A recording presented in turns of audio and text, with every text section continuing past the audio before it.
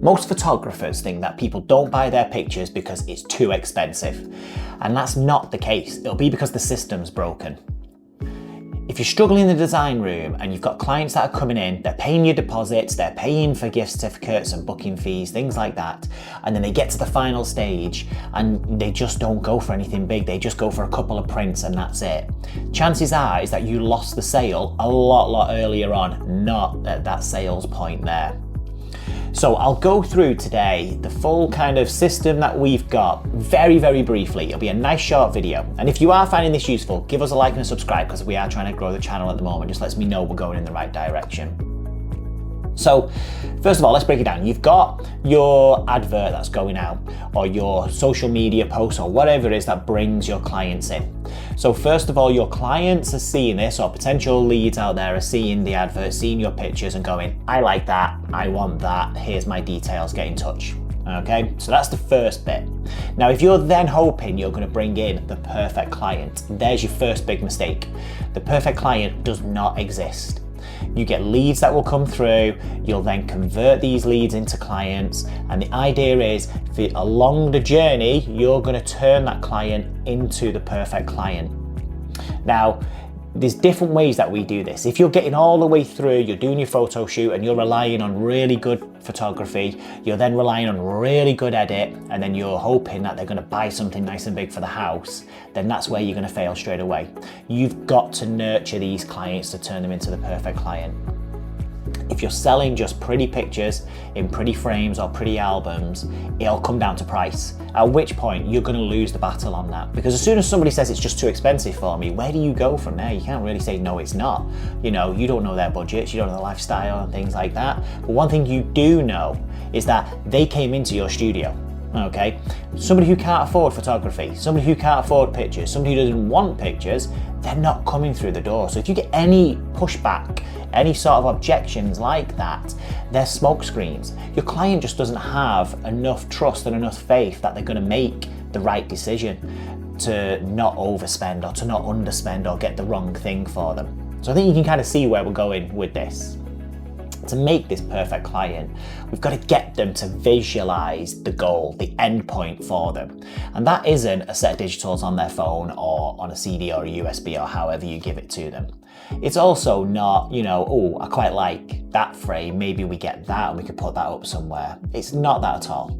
Let's have a look at, like, you know, a good example I always use is the holiday industry.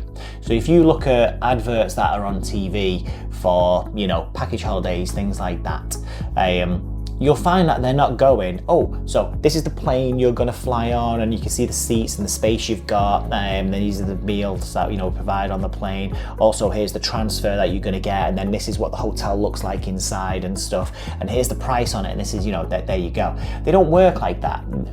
Their adverts are all about what you're getting for your money. What's the point? You know, why are you going on holiday? It doesn't matter about what plane you're flying on, what it looks like inside. It doesn't matter about the transfer from the airport to the, you know, the destination. You know, what it is, what they do advertise with. Jet2, you know, are great at this. You know, they do adverts where it's a hand leading out of the camera as if you're being led around by your family. And it's, you know, you're in the beach, you're in the pool, you're having the meal. It's the end point, it's the visualization that they're giving you of, do you want all of this experience with your family? If so, book a package holiday through us, okay? And then we can talk about price and get you where you need to be, but you've already decided, I want that. Now, holidays, again, are such a great example when it comes to people's expenditure and things like that. For us in our studio, they're the biggest thing we go up against. You know, we're trying to sell packages for £1,500 plus, and, you know, you could argue, wow, who's got that kind of money? Well, think about family holidays. Family of four want to go on a nice budget holiday abroad somewhere. They're looking at about £3,000 or £4,000. And yeah, it stings, but they book it every year. Some people book multiple holidays. If they're going, say, Disneyland a little bit further, you know, that can be like £10,000, £15,000 for a family of four. So, you know, people will spend the money if they can visualize the end point, okay? And that's what we need to do with our clients when they're in the studio with us. So, first of all, when you've got a client on the phone, you know, you've got your pre-qualifiers that you're probably going through with them, and you're letting them know roughly this is what people spend on average, because you don't really want to waste your time with them.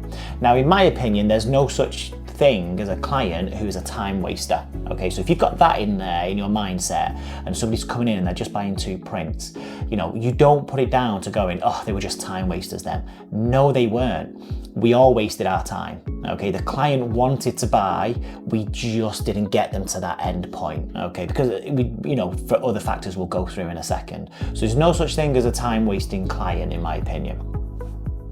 If you think about the photo shoot that you've done, now as photographers, we're really gonna wanna focus on the pictures. We'll then be, you know, looking after the client, making sure I've got this picture and that picture. I'll splice things together in the edit, you know, if I need to. You know, let's say I've got a nice big family that have come in, and we've got, you know, family pictures, but actually that kid's looking this way and mum's looking over there and stuff on a different one, so I need to do head swaps and stuff in post-production. You know, all of that. If you're doing all of that thinking that's gonna help you get the sale, it genuinely won't, okay? You don't need to do all of that. It's great to be able to do it, but it's not going to make a difference to the end point in the sale, okay? What will is during your photo shoot, you've got to get out of this comfort zone. You've got to ask these sorts of questions where, you know, what are you thinking of doing with your pictures? Have you decided where it's going to go yet? Now that question itself is far too open. Okay, if you're asking that question thinking, you know, I'm planting the seed, you're not. What you're doing is making the client aware that they don't know where it's going to go. Because if you do say, so what are you doing with your pictures? I'm sure you hear the client say, I don't know, not too sure where they're going yet. Or do you know what, we're just after a few. We might just get some digitals. You know, all of these sorts of answers is because the client can't visualize running around the pool holding somebody's hand. At the moment, they know they want something, but they don't know where it is or where it's going to go. Okay, and so we need to get them to that point. This is where layering questions comes in really well. So in your shoot, and again, it needs to be in the photo shoot because you've got to plant that seed before you get to the design room to sell your pictures.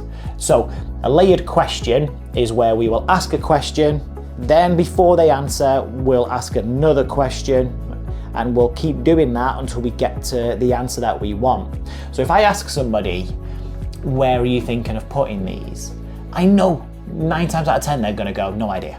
Or they're gonna choose, say, something small, the hallway, maybe the nursery, something like that, because for them that's like a comfort zone to be able to go, well, we don't really have the space for the big stuff, so we'll go for something a bit smaller. Because again, they're scared of making an investment that is gonna be too much for what they're after, okay? I want to get nice big packaged, you know, collections on the walls in clients' houses. Now I know there's probably only 1 of 2 or 3 places in their house that will fit comfortably without any pushback from the client. And that's going to be the living room, the kitchen, or the dining room, depending how their house is laid out. Kitchen can sometimes be a nightmare because all the walls taken up with cupboard space. So for me, personally, I want to get to the living room and dining room. So when I ask my question, where are you thinking of putting these, I will layer, you know, another question on. So if I turn around and go, so where are you thinking of putting these? Is it the living room or the kitchen or the dining room? They can go, well, I'm not too sure yet. We haven't really thought about it. Okay, because my question is still about where are you thinking of putting them? What I want to do is change it and get their mind kind of shaped so that they start to think about a room, and then we'll think about where it's getting placed. So I do a 3-layer question whenever I'm asking this, and I might ask this a few times throughout the shoot if I don't get the right response. So I'm going to go, what are you thinking of doing with your pictures today? You know, have you thought about where they're gonna go? Most people will put them in a room that they spend the most time together as a family. So where's that for you? That's my second layered question. Is that the kitchen, living room, or dining room? Now I've changed my entire question here. They're no longer answering, where am I putting these pictures? They're now answering a different question, which is, what room do you spend the most time together as a family? Is that the kitchen, living room, dining room? Give them multiple choice. So that's what I really want to ask. But I use my first one because I'm a photographer. They're here to buy pictures from me. I'm going to use, so what are you doing with your pictures? Have you thought about where they're going to go? Most people will put them in a room that they spend the most time together as a family. So where's that for you guys? Is that the living room, kitchen, dining room? Oh, the living room, fantastic. And have you thought about whereabouts that's going to go in the living room? Is that so if I stop there, they're going to go, no, we haven't thought about it yet. So let's take it another step forward. So have you thought about whereabouts they're going to go in the living room then? Is that going to be, say, on the fireplace, or are you thinking above the sofa? That's it. I'll just give them 2 options. I don't want to give them 3 or 4 options, because then well, there's more to think about. Just get it down to just the 2. And then they can go, oh, well, actually, we've already got a big mirror on the fireplace, and there's something above the sofa, but actually there's a wall on the side where we could possibly put something. Fantastic, right? Well, let's carry on. But I'm going to do it throughout the shoot, and this is where you're making that perfect client. You've got to get them much earlier on in the process, before they get to the design room, to start thinking about where stuff's going. Now, you can give your client really, really good experience in your shoot by being really chatty, by having a laugh with them and things like that, talking about yourself, talking about your family and children and stuff like that, thinking you're connecting with them. You do need to connect with your client, but do not lose sight on what your actual role is there. You're there to get some pictures, but more importantly, educate your client where their pictures are going to go. If you don't, they're going to get to the design room and they're going to go, you're too expensive, we're just going to take 2 prints. So it's really important that throughout the process in the photo shoot, you realize that that photo shoot is probably more of a sales environment than the actual design room. The design room is just going to be, so what did we decide? That's genuinely it. We do a storyboard for it, and we've got like a playlist at the moment on this channel. If you want to go through it and watch it, I'd massively advise it.